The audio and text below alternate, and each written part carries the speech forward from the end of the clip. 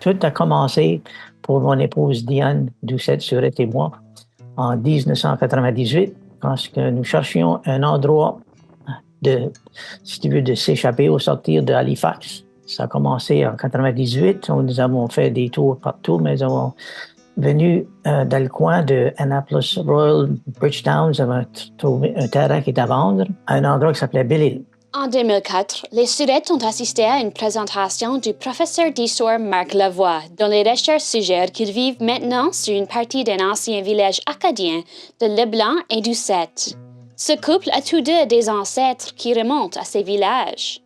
Les familles de Leblanc, il y avait une famille de Doucette aussi, puis mon épouse, c'est une Doucette. Alors pour moi, j'ai pensé, c'est bien drôle. Ma grand-mère, sur le bord de mon père, elle était une Leblanc. Alors, on s'est ramené, sans le savoir, où étaient nos ancêtres sur nos terres anciennes, dans les anciens villages de Belle-Île et autres places. Cette découverte n'est que le début d'une série de nouvelles connaissances pour le couple. Après que le professeur Lavoie et Robert Surette eurent présenté leur découverte à l'Association historique de la Baie-Sainte-Marie, les membres observateurs de la famille Leblanc ont voulu en savoir plus sur l'endroit. Arrivé dans notre driveway, c'était en anglais, là, puis on cogne à la porte et on dit bonjour, on a quelque chose à te montrer. Il y avait une plaque. Une plaque qui était, ça mettait le village de Leblanc, quelque chose comme ça. On dit, on peut-tu mettre ça sur ton terrain? Ça fait de là, on a créé une amitié entre les deux Leblanc et nous autres. Il est venu à l'automne 2013, il a posé le monument dans la terre, puis il a mis la plaque là-dessus. Puis en 2014, le lancement et l'officiellement dévoilement du monument a pris place. Lors du dévoilement, le premier ministre de la Nouvelle-Écosse a été invité à être le premier à hisser le drapeau acadien à Belle-Île. Malgré la riche histoire acadienne de la ville, appelée le berceau de l'Acadie, et où 1644 Acadiens étaient déportés en 1755, son passé n'a pas toujours été aussi reconnu. Cependant, le travail de ce couple a incité d'autres experts à se lancer dans la recherche. Diane et Robert Surette ont travaillé avec un étudiant en cartographie en 2012 pour interpréter une carte de la région datant de 1733, ainsi que les recherches de Lavoie et les données archéologiques antérieures du musée d'Halifax.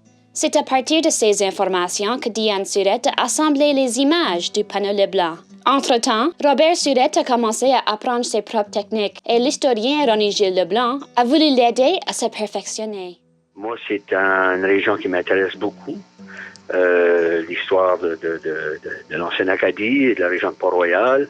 Alors, on a mis nos intérêts en commun, si vous voulez. Et puis, Robert avait ses projets. C'est Robert qui était à la base, qui a pris l'initiative. Si tu prends des morceaux de cartes, vieilles cartes, puis tu les sauves dans une image JPEG et tu les transportes dans le programme qui s'appelle Google Earth Pro, à peu près l'endroit où la carte était dans le temps, à l'époque. Notamment une petite portion de Belle-Île 1753 sur une carte Google Pro 2024. Après ça, tu peux réduire le focus ou les petits points qui étaient les maisons. Après ça, le programme Google Earth Pro te donne l'opportunité de faire des pins où à peu près était la maison. Après ça, tu ôtes la vieille carte, tout net, puis là, tu as les pins sur la carte nouvelle. Inspiré par ses recherches, Robert a demandé à le comté d'Annapolis l'autorisation d'installer des panneaux expliquant et marquant ces lieux historiques.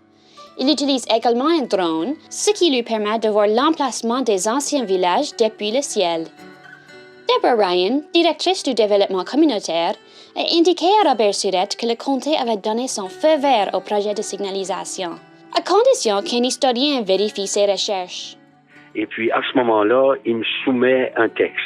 Et puis là, moi, une fois que je reçois les textes, là, je les retravaille, j'ajoute s'il y a lieu où je fais des ajouts, je fais des précisions. Et alors, c'est comme ça, finalement, qu'on a procédé avec les 3 panneaux. Grâce à l'expertise de Leblanc, au financement de la Fédération acadienne de la Nouvelle-Écosse et le comté d'Annapolis, les 3 panneaux sont maintenant des monuments permanents des villages acadiens. Pour de nombreux visiteurs acadiens de la région, il ne s'agit pas seulement d'histoire, c'est la vie de leurs ancêtres. C'est spécial pour moi et pour mon épouse quand on voit quelqu'un venir visiter le lieu où les panneaux sont présentement. Ils regardent le panneau, ils lisent le panneau, puis on les voit, ils regardent alentour, ils tournent la tête, ils ramènent sur soit le monument même ou les panneaux. Ils lisent de nouveau ce qu'il y a là. Puis il y en a beaucoup qui viennent émotionnels. Puis c'est drôle comment ça touche.